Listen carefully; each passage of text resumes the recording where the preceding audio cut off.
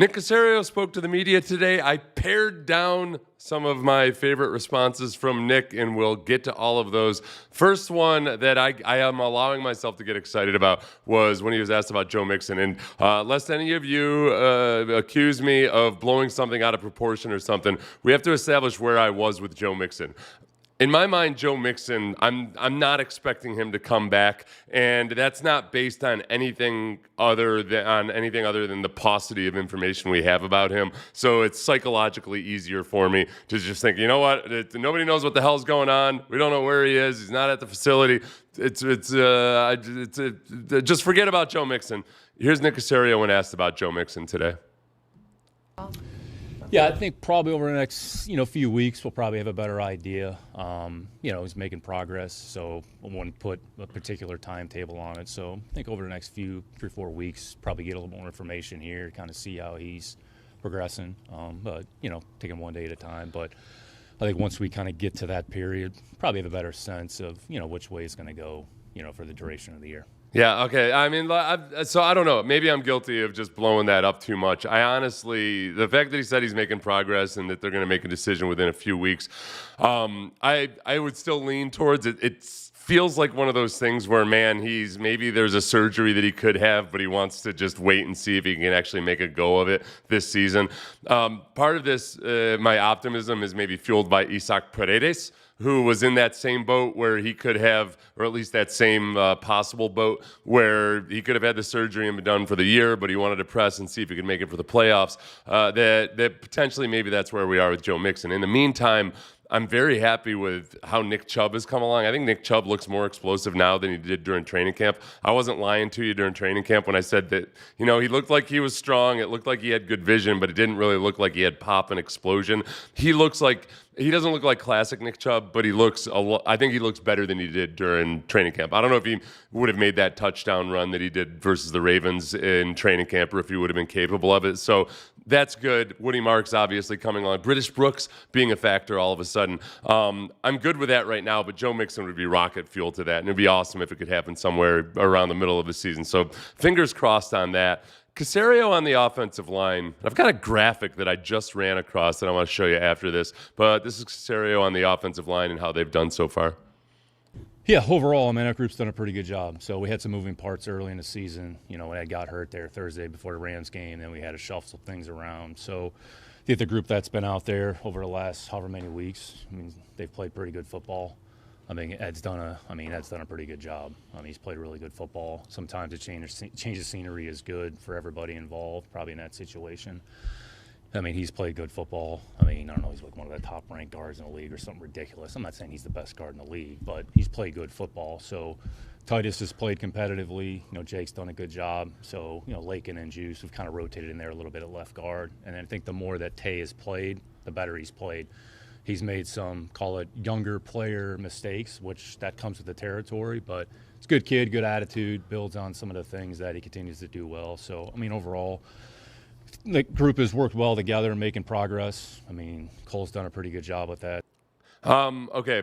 The Ed Ingram comment that he made, that was interesting to me because he said he's one of the best ranked guards. And, I think Pro Football Focus has him as a top 5 guard or something at this point. I don't personally think that's where he'll finish up the season, but he's played a lot better than he did when he was in Minnesota last year, where he was benched midway through the season. The change of the scenery, you guys know, a lot of you guys that subscribe to the channel know that I 100% believe in the change of scenery being a factor. I became a much better football player when I got to Houston simply because I was in a better system and I had a D-line coach in Todd Grantham that really helped me out. I was a better football player without changing anything that I was doing. It was just a change of scenery. It was perfect for me. And I think that might be what's happening with Ed Ingram. Thought it was interesting that he mentioned the rankings, though, of guards, because I will ask him about PFF grades tomorrow. Sean and I have him on at 7 a.m. Central at Sports Radio 610. You can watch or listen on the Odyssey app if you're not in Houston. I am curious about just the PFF grades, and one thing that I've heard from people is that they're better for some positions than others, that for offensive linemen, they might be a little bit more accurate and close to the way personnel people grade offensive linemen than they are for, say, defensive backs. Because offensive linemen, you can, like, by and large, you can get a feel for like some of the standard pass protection rules. Defensive backs, it's really hard to figure out exactly how a guy's supposed to be playing, or what coverage teams are even playing at any given time. It's really hard for really smart football coaches to know exactly what coverage defenses are playing without knowing the call. There's a story about when Robert Saleh first got to San Francisco that they basically, Saleh explained their one of their base coverages, and Shanahan was like, I always thought you guys were in cover 3 right there. For years, he thought, and it wasn't cover 3. I can't remember what it was. I digress. Ed Ingram's played well. I think Titus Howard's played really well. I've seen evidence of growth and promise from Jake Andrews and Juice Scruggs. I mean, swapping Juice Scruggs in place of Laken Tomlinson was the right move, and I think there's potential for more growth there. And then Ariante Ursery, I 100% agree with Nick Caserio. Got thrown in there with going against 3 straight weeks of really good defensive ends, and he got the brunt of it.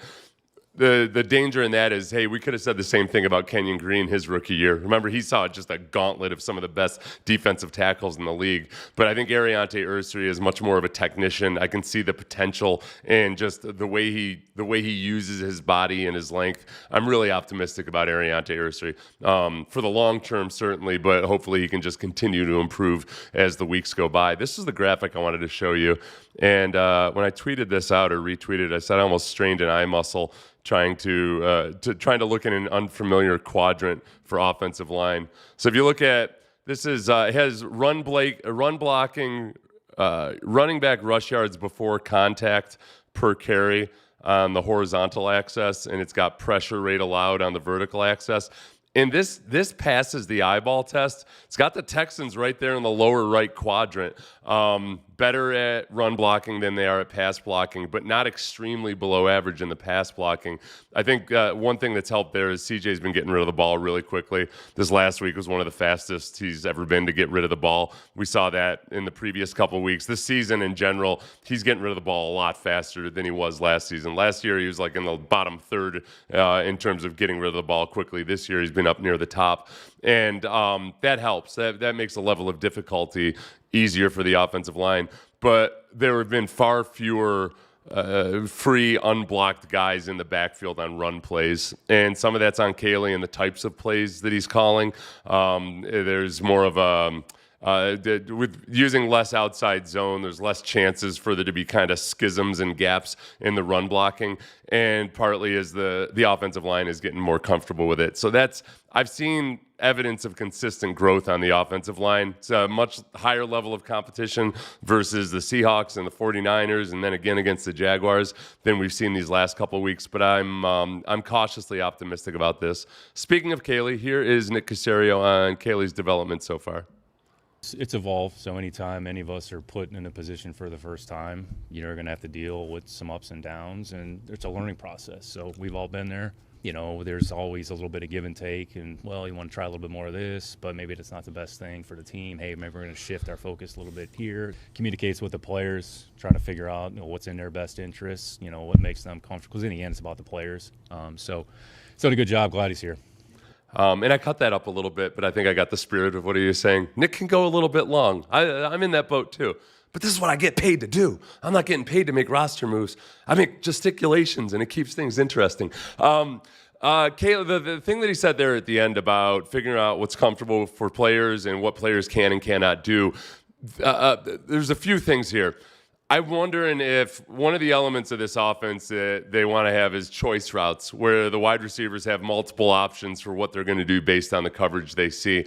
And when you're trying to use younger or new wide receivers, and everybody here is kind of new to this scheme, that can be difficult. And we haven't seen all of the spacing issues or nearly as many spacing issues, guys running side by side, guys being too close, running with curious landmarks at times in these last couple of weeks than we did in the first few weeks. I wonder if Kayle dialed it back a little bit in terms of simplifying things, because that's a lot of, if you think about it from a quarterback's perspective, if you've got 4 different receivers or receiving potential targets that are doing 2 to 3 different things, the number of options is exponential. It increases exponentially, and it's a lot to keep track of. That's something that, in my mind, has always been something that's better to build into over time. We're going to get to Nick talking, and we might as well do it here because some of this filters into like, all right, how much of this is just trying to be like the old Tom Brady system? Caserio spoke at length about some of the things about the New England system that aren't necessarily, it's not like a playbook or anything, but in terms of the philosophy of what you're trying to do, here's a chunk of that. And I think this might be when he got contentious with Landry. Oh, no, this isn't it. That's later. A couple answers later, we get him getting contentious with Landry. And Landry wasn't being a D-bag or anything. But here's a Caserio on what does the New England system mean to you? Again, not biased, but sometimes it simplifies for everybody involved. And I think defenses have done a good job of evolving. So I think what you're trying to do is just equip the players and the quarterback for answers if there's an issue. And there's going to be times where the defense presents situations where maybe they have an extra player that you can't block or you can't account for. So it's really more, I would say, in a protection system front than it is anything else. Route concepts, run games, some of those other things. I mean, honestly, it's probably universal. I mean, you can look around the league. Maybe some teams emphasize a few more things relative to others. But again, I don't want to say it's actually a very player-friendly system. It's quarterback-friendly. And you have to learn the terminology and what you call things, and sometimes you got to be able to translate a little bit. But even that system, it evolved over time, and it's not certainly cut and paste. So it's certainly not cut and paste. And I think that's the thing. The New England system, I mean, it changed from year to year when Tom Brady was there, and it certainly changed from the early 2000s into midway through Tom Brady's career when it became way more about Tom Brady having the full playbook at his disposal. But I think the part that I think people might see that there's a conflict or a contradiction when you hear it makes it easier for the players because isn't it also hard to learn? And yes, I think both those things can be true. But it's like learning any new language, if you're learning a new programming language, per se. I know zero about programming, but let's say I could code or something. If you're learning that new language, it takes a while to figure out and get adept at it. And anything new on your computer, a new program on your computer, it takes a while. There's an onboarding process, but once you get it figured out, you're like, oh my gosh, I can't believe I couldn't live without this anymore. And that's what the people that do it successfully, because it's not like New England's the only system in the league where the quarterback has a lot of command at the line of scrimmage. A lot of quarterbacks kind of stumble into this on their own or develop it over time, where they're setting the protections, they're dialing up the right matchups, they're doing all of that. And we've seen, particularly with the Jaden Higgins touchdown reception a couple weeks ago, CJ's gotten to take advantage of that some of that already. The difficult part, and Nick talked about this a few times in his answer, was the complexity of the defenses these days. In the last live stream I did yesterday, we talked about how the Texans have struggled with some of those overload fronts where you've got extra defensive linemen on one side. That used to be an exotic look. Now it's kind of standard in the league. And all of these simulated blitzes with all the guys at the line of scrimmage, it's a lot to process. And you can still use those same tools, but it's the level of difficulty is that much higher. In terms of whether or not, this is a copy and paste New England system, there's certain things like the duo run that I described yesterday. That is a bread and butter staple of Nick Caley's offense, or what he wants it to be. The duo run didn't really exist in the NFL a decade ago, or until about a decade ago, and it started to become a staple now. It's one of those plays that filtered its way up from high school and college into the NFL. The NFL is always very reluctant to adopt all of the cool things that they're doing in college and high schoal. There's reasons for that. I could do a whole separate video on it. But that wasn't a staple of Tom Brady in 2007 or something. It's just more a matter of the philosophy of the quarterback dictating terms based on what he's seeing pre-snap, and it's just going to take some time. And they've shown progress that they're getting better. They've shown progress. They're getting better at it. This is Caserio on CJ himself. I've got a blinking damn LED light. You guys watch Caserio. I'm going to reset my lights. games? Yeah, he's done a good job. I think the last couple games, I mean, he's played the position the way the position's supposed to be played, made good decisions, been efficient. He's completed, 81% of his passes, hasn't turned the ball over. So, I mean, the reality is, and I mean, he said, I know, everybody gave him birthday wishes last week, and he's 24 years old. He's still a young player. So even though he's played a lot of football, so you learn by doing, you learn by playing. Each year is going to be a little bit different. Each opponent is going to be a little bit different. Every situation is going to be a little bit different. So he's played pretty good football here the last few weeks. The most important thing, he's taking care of the football. So, I mean, go back to the Jacksonville game. I mean, we lost a game because we basically couldn't take care of the football. So if you take care of the football, you're going to have 75-80% shot of winning a game. So it's hard for, I would say, young players and quarterbacks to understand that. But the ones that take care of the football the best are usually the ones that play the best. He talked about turnover margin in this press conference as well, and he brought up the Tampa game, and he said, "Hey, we didn't turn the football over, we lost the game." But and then he called out Toa. He said he didn't say it specifically, but he said something along the lines of what all of us have said. They had that game won. It's 4th and 10. You've got the lead. All you have to do is get Gardner Minshew down on a blitz that was called perfectly and would have worked if Toa had been in the right position. I'm not bagging on Toa right this moment. But CJ taking care of the football well, also learning all of this. In the last couple of weeks, he hasn't thrown a turnover-worthy play. I think that part of it, like he's dialed in that regard. Level of difficulty gets higher with better defenses. Going back and watching the game again yesterday, man, They just picked on every one of those poor backups. So for CJ to look decisive, I mean, he didn't have that level of doubt you have in your mind if you've got an all-pro cornerback over there, an all-pro nickelback or something. So that made it easier. It'd be tougher against Seattle, but everybody on earth knows that. I think this is where it got a little contentious with Landry and Nick. I cut the answer up a little bit, but this is Caserio on allowing basically trading away Cam Robinson. It sounded like that's probably what Cam Robinson himself wanted, a chance to go play somewhere. And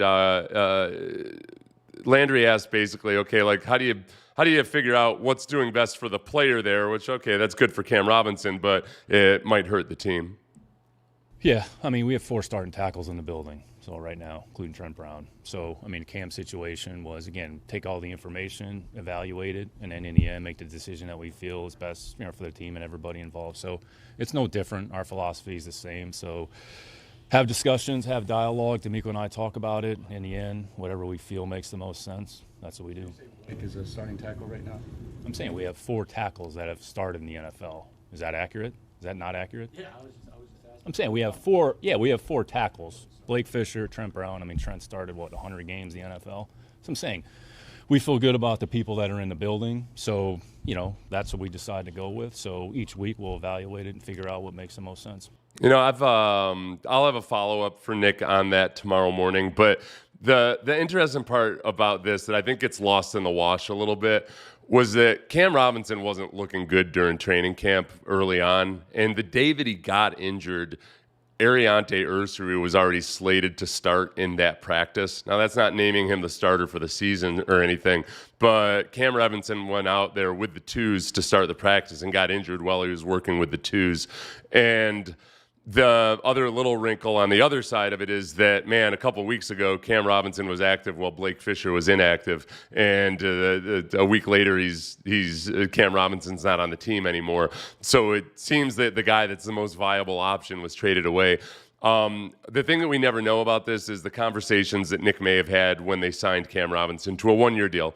And supposedly Cam Robinson could have gotten more money or a longer deal somewhere else, but he really wanted that prove-it deal.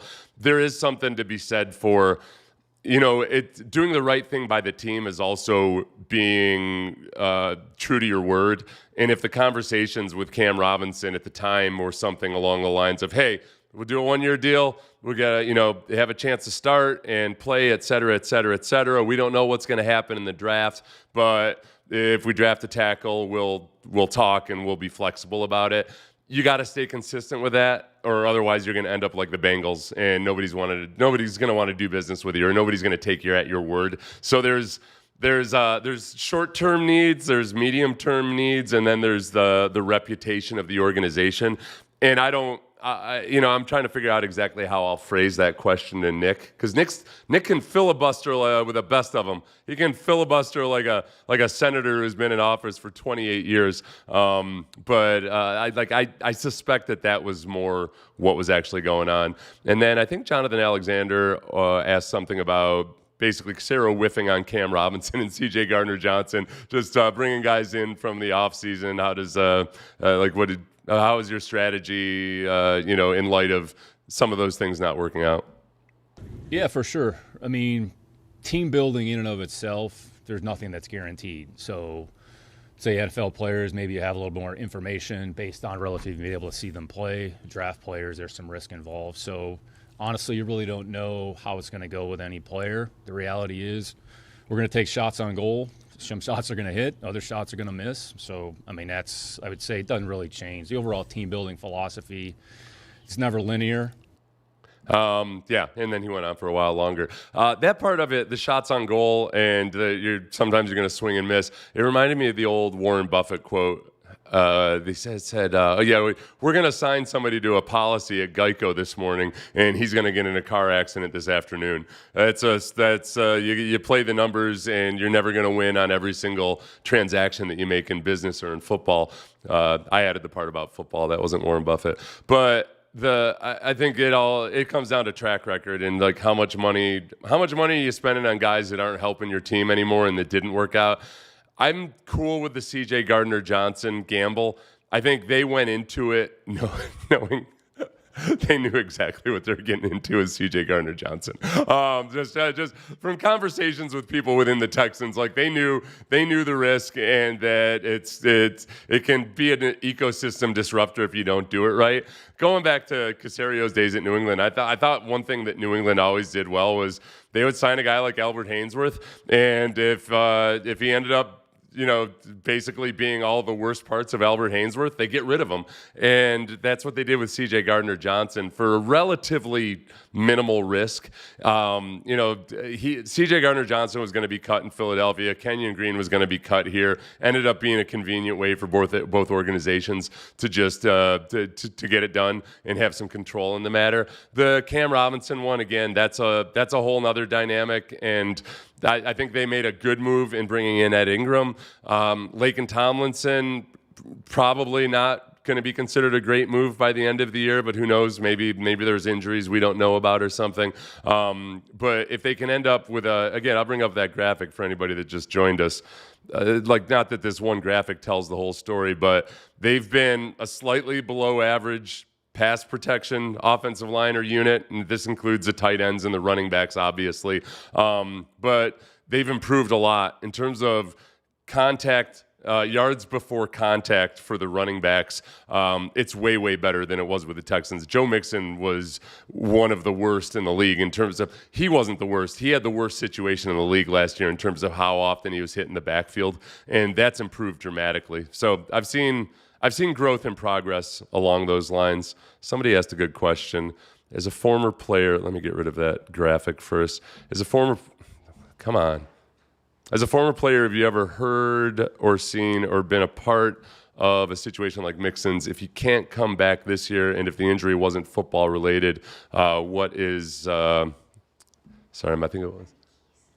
My wife needs the keys. Do you want to get on camera? Sorry. Do you want to get on camera?